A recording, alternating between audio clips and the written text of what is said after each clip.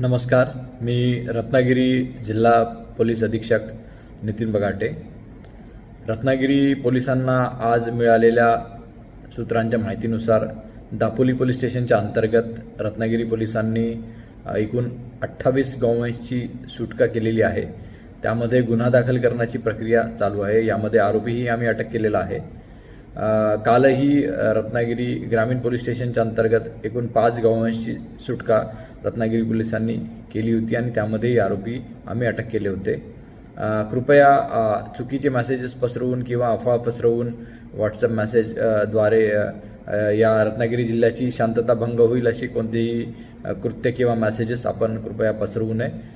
Police आपली कारवाई चोखपणे बजावत आहेत. त्यांना आपले कर्तव्य आपण पार पाडू द्याल आणि त्यांना सहकार्य कराल अशी मी अपेक्षा व्यक्त करतो.